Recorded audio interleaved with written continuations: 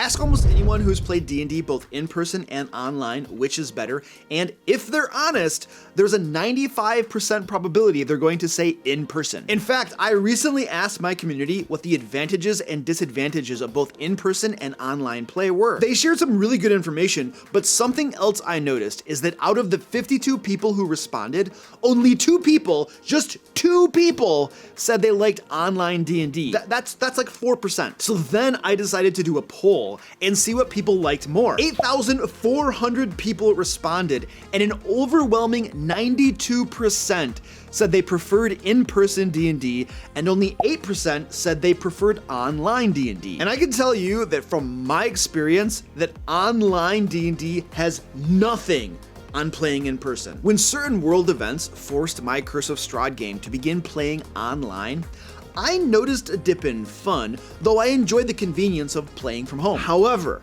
once we started playing in person again, holy crap, let me tell you, the increased camaraderie and fun was so very palpable that all thoughts of the hassle of lugging my gear half an hour across town fled from my mind. Like, it's a pain in the butt to pack everything up into my car and haul it over there and set it all up, yes, but man, the fun totally justified that sacrifice. That sacrifice, oh my gosh, you had to carry stuff to your car.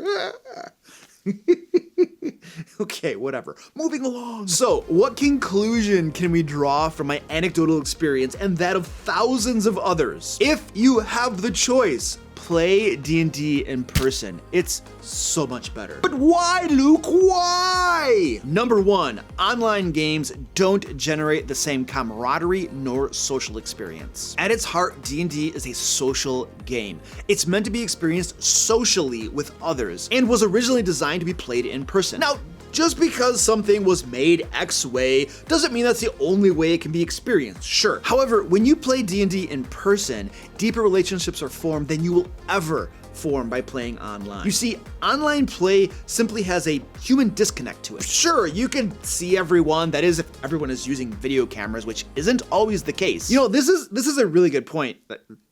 Some of my points are bad, but this is a good one, I swear. I've run online games before where a player or two did not have their cameras on, and I can tell you it is way more difficult for me to run the game for that person because I couldn't see their face nor read their body language. I'm pretty sure I did a bad job of including them in the actions of the game, and I bet they felt a little bit left out. It wasn't intentional, but it happened. And another thing you do as a dungeon master running the game is you're constantly reading the room, seeing the faces of your players, their body language, because that gives you really good information.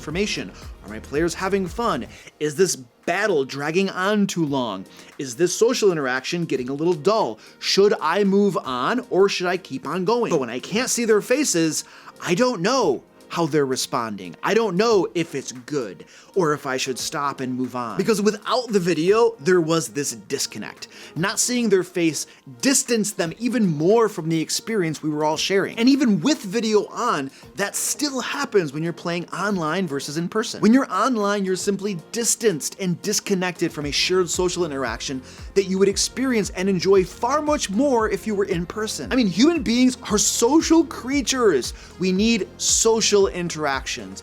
In-person social interactions. Social media and online stuff just doesn't satisfy our human need for this.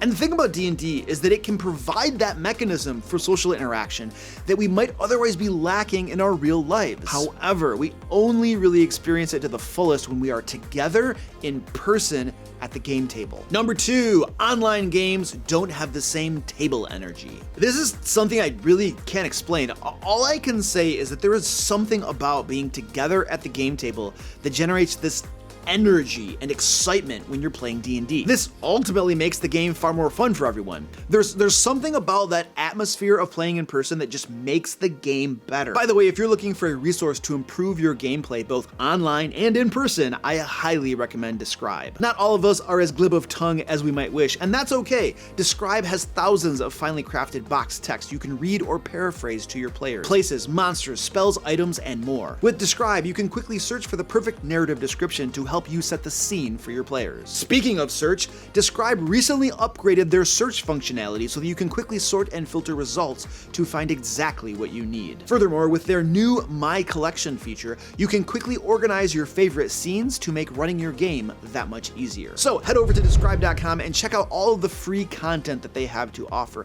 And if you want to unlock everything with a paid subscription, use the discount code TheDMLair for 10% off your first payment. Number 3, technology gets in the way. Holy crap. This is probably my number one reason I hate playing online. I am sick of dinking around with Roll20.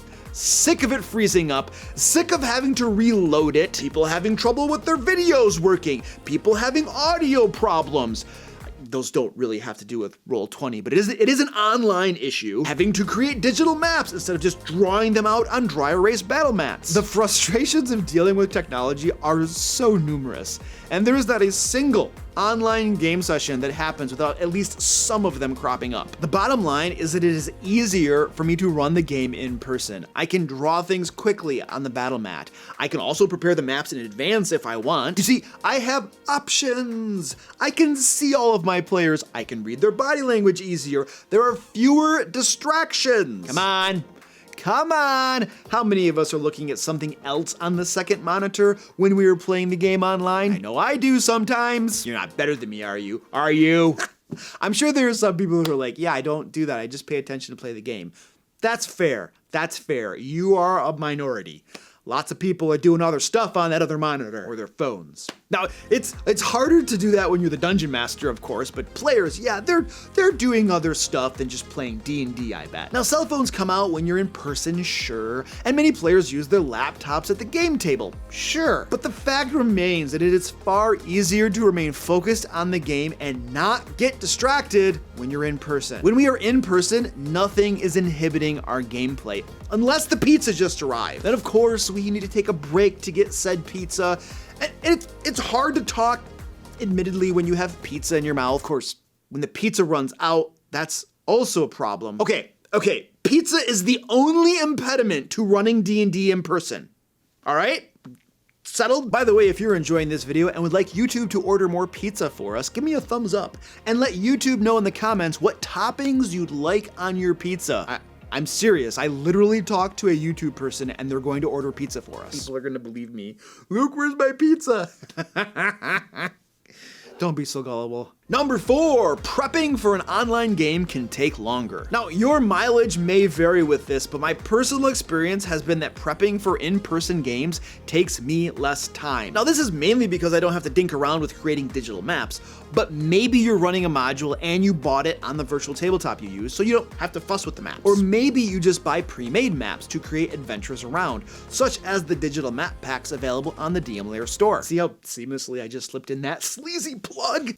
Link below. Okay, you know what? Maybe this point is a wash. Maybe you don't save time.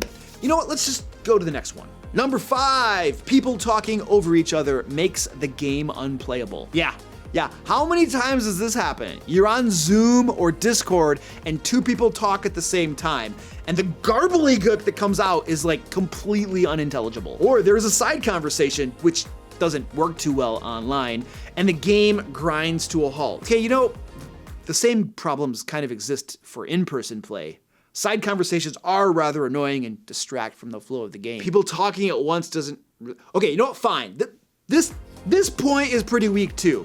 But surely the next point will be better. Number 6, the video game feel of online play leads to video game behavior. I got you with this one. What generally characterizes RPG video games? First, min-maxing your character, then speed clicking through NPC dialogues because you can't be bothered with plot or story, killing everything you come across for mad loots and crazy XP, minimal interactions with other players around you, grinding for the grind, speed running dungeons. I'm sure there's lots of video game behavior that is undesirable at a D&D game, and that when introduced to said D&D game will detract from the game and make it worse. Your mileage may vary with this, obviously, but when most of the group wants to play a tabletop RPG and one of the players approaches it like a video game, issues can result. And when you play online, especially with the really fancy virtual tabletops, there can be a strong temptation to slip